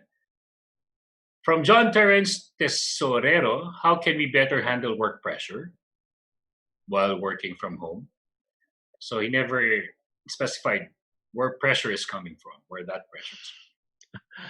Okay, if I look at things from an output perspective, so I would try to reverse engineer. So for example, let's talk about someone, let's use an example of someone who is doing sales or lead generation. So if every month I'm looking at bringing 50 warm leads, how many cold email, how many cold calls do I have to make? Let's assume 300. How 300 over 20 working days per month. So you divide accordingly, and then out of each day, how many hours could you actually spend on those work? Okay, so let's say it's just 3 hours. So are you able to allocate 3 hours doing deep isolated work just to get this done? Okay, if the answer is yes, you are able to fulfill your target, or at least you're close to fulfilling your target. You know that whatever bite-sized activities you're doing is nudging you towards that. So the challenge when of work pressure comes is when you do not know what is your top funnel. You know what's your bottom funnel, but you have no idea where to start. You may be doing random calls, you're not keeping track, and of course when you're not measuring, there's no way for you to benchmark, there's no way for you to improve. So you have to determine what is the end point, reverse engineer that to a starting point, and see whether it makes sense. I think that would help to alleviate a lot of work pressure along the way. I agree. I think if you don't divide them into chunks, you will be overwhelmed by the result you have to deliver at point B. Now, Rose Arian Rojas. Some belong to the older generation and they are not very much familiar with the use of technology, be it using smartphones or laptops. So what would you recommend them so that they can catch up with the work from home and workload will be more productive? I think it really doesn't matter what is your preference, because either way you would be able to complete your work somehow. It of course depending on what you believe would be a more useful tool. Like for myself, I prefer to work on a laptop. I could operate and function through a digital, a smart device, but I don't think it works. I mean, the sheer fact that I recommended using a mouse, I think says a lot. Yeah, so I see things from a very practical standpoint. I feel that a keyboard, I can type faster, a mouse, I can move faster. So that would help me to shave time. Compared to someone who may be able, who is much more productive, much smarter, faster than me, but because I have all this infrastructure in place, I'm able to be on par with him or her. So again, if you're more familiar or if you're much more comfortable with laptop, be laptop. I'm very certain you're able to find the laptop version of what you're trying to use. Like for example, our ZP tools, we have it on laptop, we have it on the smartphone. So again, it's not restricted to just a single device. So it's really up to you to decide what is best for you. Okay, thank you, Sir Adrian. Now, Lizzie Sakuram Flores. Hi, Miss Lizzie. He would like, Mom Lizzie, she would like to thank you, Sir Adrian, for being such an excellent resource speaker. Thank you to Ariva. Thank you to Madam Irish Malonda Samson. And thank you to the whole family. So, Desiree Buenafit, when do you feel most productive at work? Is it, maybe it's the time of the day. When do you feel most productive? I think my most productive day at work would be in the morning, especially before my kids wake up. Okay. because you don't have to handle any form of ad hoc disruption, which again is why I try my best to wake up early. I mean, seriously, waking up at 5:30 is painful. It's really, really painful. No amount of meditation can practice you to wake up that early. But still, if you want to, if you want to catch the worm, you have to wake up early. Yes. And that's what I do. So to earn that bracket, the small bracket of time, of quiet time, where you don't hear anything, the sky is barely bright, and really focus on doing your stuff. But of course, when you gain that bracket of time, you have to put it to good use. If I use that bracket of time to scroll through Instagram, then, well, you're not going to achieve much. I agree. Thank you, sir. Well, thank you, Ma'am Desiree, for that question. Now, let's move on to Sir Ezekiel Estanislao. Can you, sir, kindly post the apps you are currently using on the Use Tech to Save Time slide? Sure, will do. As mentioned earlier on, I would send the PDF version of the slide across, and Ariva would be able to disseminate to everyone later on. Okay. So, anonymous attendee, what can you say about people working from home but not aware of their daily itinerary?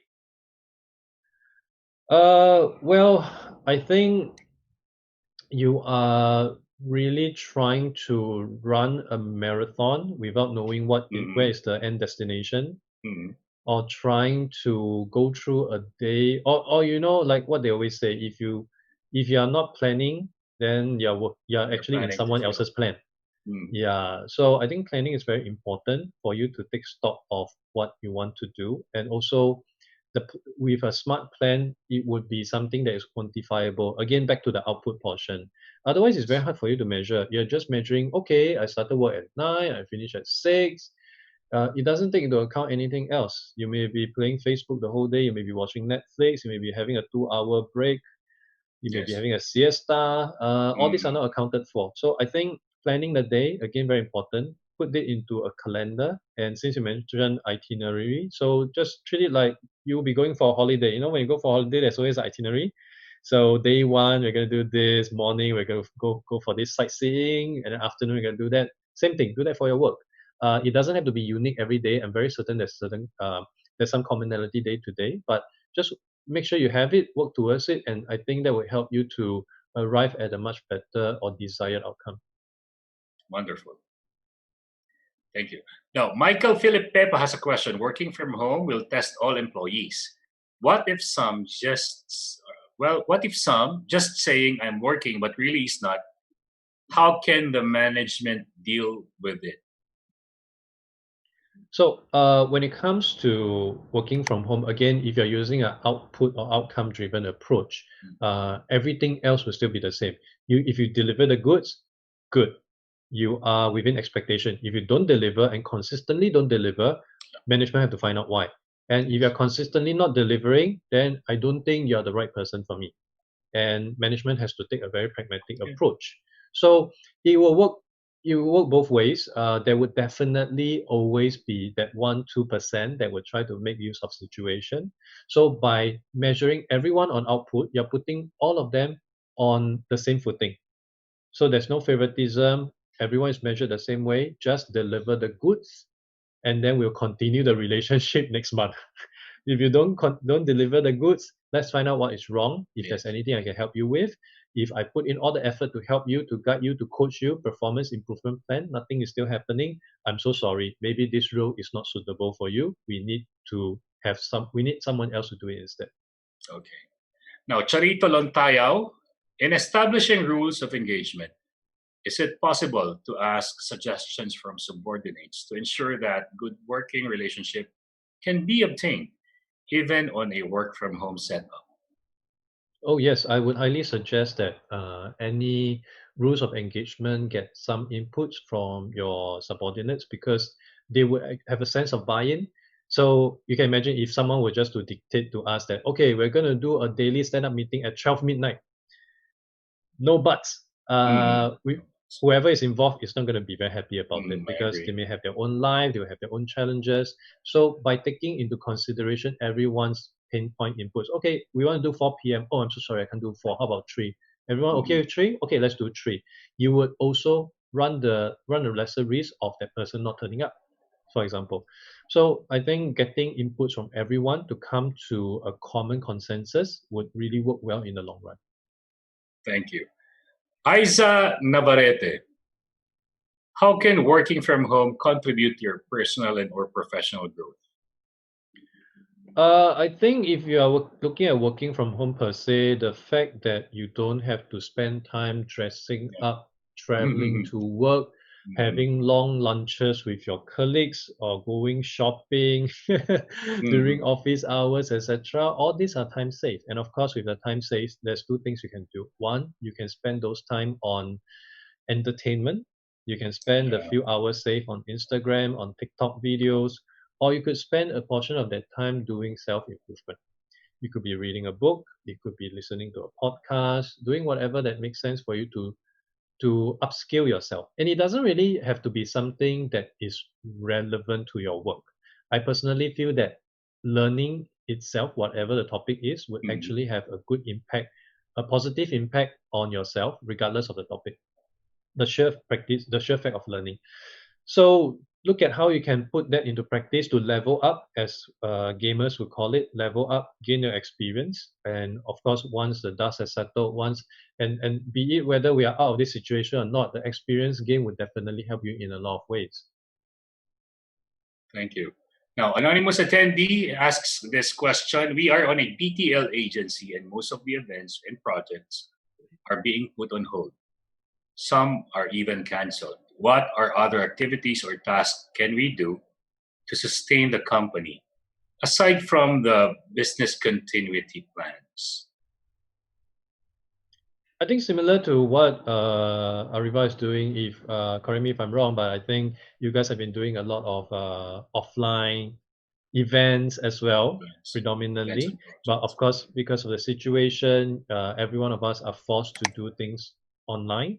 And of course, which result in things like this, to build up the goodwill, to really experiment with things. I dare say 1 month ago, I'm not as affluent with Zoom as I am right now. I dare say the same for you, perhaps. In fact, I just learned that you could actually live stream a Zoom call onto Facebook. I learned something again today, which I can apply maybe in my next webinar. So for a BTL agency, I think you want to look at what are the things that can still be done. In Singapore setting, I know of companies that, for example, they wanted to hold a HR tech event. They put it online. They wanted to hold a career fair. They push it online, make it a virtual career fair. A lot of things are going virtual just to keep the engagement going. So it may or may not result in any tangible outcome, profits and all. I mean, an online event an online event can never match the profit of an offline event. That's for sure. But given what we have right now, you still have to do something, because even if you refuse to do it, your competition is not going to stop for you. They will still do it. So you're just trying to make sure that you're on par. People still remember you. So when things get better, and things will get better, you will exit this isolation in a better state with the context that you have built up through virtual, translate it into an offline setting. So I think these are small little things that we can do. So it's really very much like the sales cycle. We are constantly stuck in this lead gen mode right now. We can't close the sale. But what you can do is you can double down, triple down on lead gen so that you have a larger base. So when you can really funnel down the sales funnel, you would have more leads to look at. Thank you. Anonymous attendee, our job is usually just 8 hours a day. However, in work from home scenario, the work assigned to us is continuous and is beyond 8 hours. How would we handle it? So I think going back, the rules of engagement would really help. Because if you can establish that well, it would really be very helpful. Because if you don't tell people, people wouldn't know that, oh, at night you have to prepare dinner, you have to be involved in taking care of an elderly parent, for example, you have to go for a health checkup. Nobody would know unless you tell them. And I think an earlier question was also about when to knock off. And this is something that I also have some issue with, because it would really be quite tough as you constantly just sit your butt on the chair and not knowing. Sometimes working from home could be something like entering a casino. By the time you exit a casino, you realize, oh shit, it's been 3 days. So you have to remind yourself when is the right time to go. If you think you may have trouble reminding yourself, set a reminder, a calendar on your phone, on an alarm clock before you even start work. 6 o'clock, set a reminder. 5 o'clock, set a reminder. So that, 5 o'clock, 6 o'clock, shut down. That's it. Done. Done and over with. For the more technically savvy one, maybe at your Wi-Fi router, 5 o'clock onwards, no Wi-Fi. Then you totally have to stop working. Otherwise, it would really just be going through the motion over and over again, and stress will build up. Stress will indeed build up, and then you just make you have a lousier next day, and it will just continue. And they will be less productive the second day and the third day. Exactly. Thank you, sir. Time flies so fast when you're having fun. Yeah. It's already 1.5 into our program, and we're down to the last question we can entertain for now. Neri Marasigan, thank you for sharing with us, Sir Adrian. Thank you, Ariva, for organizing this. My question is, anticipating that we might be back in the office after 2 weeks, how can we best transition our teammates to go back to the normal work arrangement or office work arrangement after being on a work from home arrangement for more than a month? Understand. So thank you so much for this question. I think the key thing is not to make a major transition change. When it comes to change management, it is always done in phases. So for example, instead of getting them straight into the office 5 days a week, let's do staggered.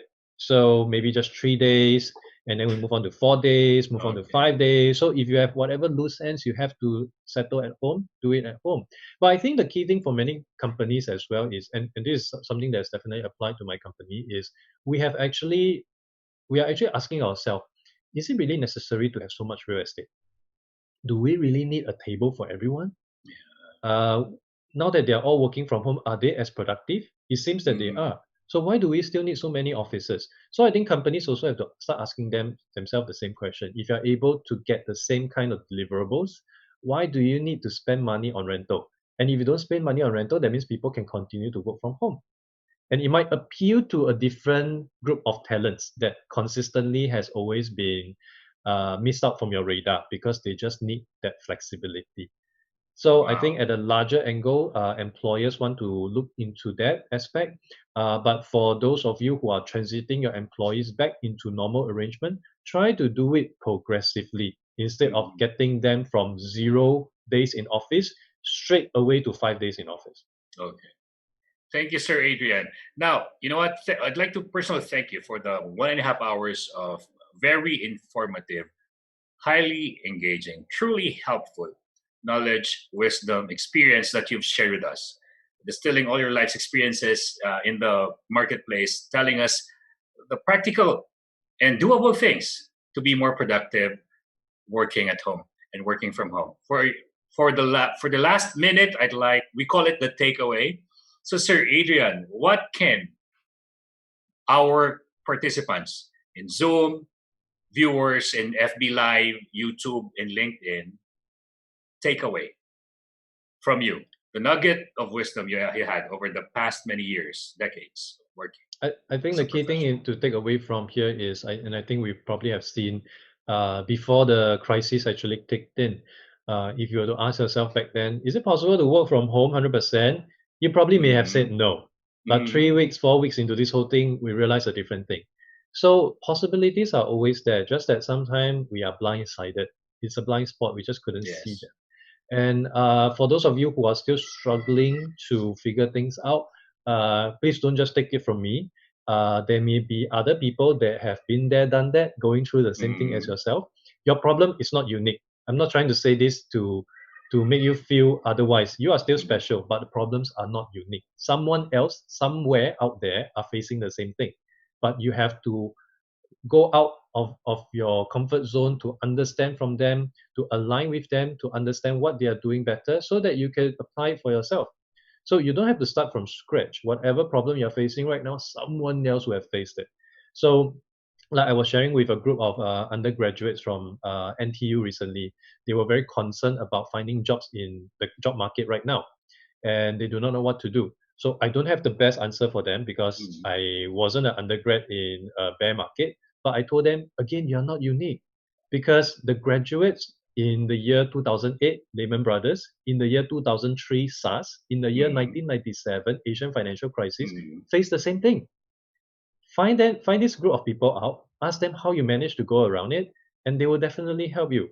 Get career advice from them instead. Why do you have to reinvent the wheel? So if you're thinking that you do not know how to design a wheel to begin with, don't bother. Someone has already designed it, tried it out, tested, upgraded it to version 2. Just try to see whether their version 2 works for you. If not, how could you make small modifications? Thank you, Sir Adrian. With that, we'd like to give you a big round of applause, everyone. Thank you so much, Sir Adrian, broadcasting live from Singapore. What a pleasure to have moderated this learning program for Ariva Academy, having you, Sir Adrian, as our resource speaker. We hope to see you in person somehow soon here in the Philippines. Likewise. Thank you so much. Thanks for the time. At this point, I'd like to call on our dear President, Madam Irish Malonda Samson. We're not done yet. Our Zoom participants, please stay with us for a couple more minutes. So, Madam Irish Malonda Samson. Yes, thank you, Sir Howell. That was indeed a very informative, awesome presentation for Ms. Adrian Tan. So thank you so much, Sir Adrian, for giving us strategies, tips, insights on how to be productive when you work from home, especially nowadays that most of us are working from home. So in behalf of Ariva Academy, thank you so much. Thank you, Sir Adrian. Also, Sir Howell, thank you so much for being our moderator today. Always a pleasure. Yes, I'll be seeing you tomorrow again for another free session, free e-learning session. Are you going to ask me for the Okay, takeaway? Go ahead. Okay. Remember this morning how I appreciated the animated, highly energetic speaker? This morning. Now what I appreciate is, we appreciate it that much, the morning session of high energy. This morning, I appreciate the calm. This afternoon, with Sir Adrian, I appreciate the calm. I appreciate the peace. I appreciate the practicality, the pragmatism. I appreciate it a lot. And I believe that hundreds of our participants also appreciated the same. He is an epitome of a person who's mindful. And that is my takeaway. Wow, that was so profound. And we are very blessed, actually, for having two global speakers join us today. The third and of day course, of HR yes, Summit. Yes, sir. So thank you so much. I'll be seeing you tomorrow. Thank you, Madam Irish. See you tomorrow. And thanks, Bye-bye, everyone. sir. Don't go away. Okay, and for the participants who wants to request for a copy of the deck of our speaker, Mr. Adrian Tan, please do email us. Please do send a request to arivaacademy@gmail.com. Let me repeat that, arivaacademy@gmail.com. And for those of you who want to watch again the replay, who wants to watch the replay of our e-learning session today, please do subscribe to our YouTube channel. It's Ariva Academy and Ariva Talks. Okay, moving on, please allow me first to acknowledge our participants from Toyota Otis. Hello there. Thank you for joining us today. Participants and employees of Philippine Ports Authority, and Social Housing Finance Corporation. Thank you for joining us today. And also our participant from Naga, Kamsur Naga, Miss Natalie Balsena. From Bellevue CDO, Miss Janet Lumawag. From Antipolo, Gary Ginga. And from Marikina City, our FB Live viewers, Ms. Men Maceda, Lisel Santos, and April Bautista. Thank you so much for joining us today. And moving on, we would like to thank the following win-win sponsors. Our official media partner, Art Plus Magazine. Digital media partners, Focus Media. Globaltronics, City Advertising Ventures, Outcome, Elevate Media. For win-win partners, thank you to Brother, Faber-Castell, Gluta-C, Moringa O2, KFC, Mr. Donut, Tokyo, Lotus Biscoff, Boss Job, CERT Technology Inc., Finma Properties, Perajet, Ilawi Korea, Kitoson and Carpo Consulting, Enchanted Kingdom, Disperse, Cosmotech Philippines Inc. And if you want to place your ads here, advertise your company, your logo, have a brand exposure locally and internationally, please do email us at marketing@ariva.com.ph. And don't forget to like us on Facebook, Ariva Academy Philippines Inc. Please do scan this QR code. This will be directed to our Facebook page. Don't forget to like us, Ariva Academy Philippines Inc. For those of you who want to watch the replay of our today's session with Mr. Adrian Tan, please do subscribe to our YouTube channel. It's Ariva Academy and Ariva Talks. It is a library of our previous e-learning sessions. So don't forget to share and subscribe.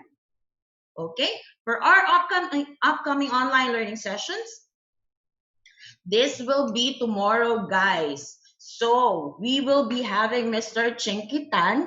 He will be discussing manage money in a crisis, strategies to manage your money better.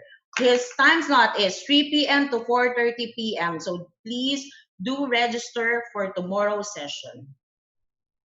And of course, we will be having the moderator a while ago, Mr. Howell Mabalot. He will be discussing selfless leadership, leading your people through turbulent times. This will be on April 28th, Tuesday. Don't forget to register as well. Okay, and for those of you, for those HR professionals, people managers, business owners, please do register. We would like to invite you to our HR Virtual Summit PH 2020 Bounce Back HR. We have invited international and local subject matter experts to register. Please do visit our website. It's www.ariva.com.ph. Again, it's www.ariva.com.ph. And here are the next series. We will be inviting Mr. Scott Friedman from United States. He will be discussing how to survive and thrive during turbulent times. This will be on Monday, April 27. And on April 30, yes, Miss Pip Penfold will be joining us to discuss leverage HR technology to power up innovation. April 30, don't forget. Another international speaker, Dr. Indigo Triplet. She will be discussing from surviving to thriving and the new normal. In the new normal, this will be on April 30 as well in the afternoon. And we have an e-learning masterclass by none other than Mr. Jonathan Yabut. He will be discussing online selling from home, how to use FB, IG, and LinkedIn in your business. This will be on May 7. Don't forget, May 7, 4 to 6 p.m. And another e-learning masterclass from Mr. Jonathan Yabut. This will be leading a work from home workforce. This is for the managers. How to manage and develop your remote teams. This will be on May 14, Thursday, 4 to 6 p.m. as well. And if you want to customize an e-learning session exclusive for your company, for your team, invite our Ariva Speakers Bureau, invite our guest speakers. Please do reach me at 0916-695-4418 or email me at irish.arivaacademy@gmail.com. And that's it, guys. Thank you for joining us today. So please don't forget to register tomorrow. Mr. Chinkitan will be with us in Ariva. It's all about being better. Please stay home and be safe. Okay, guys? Thank you.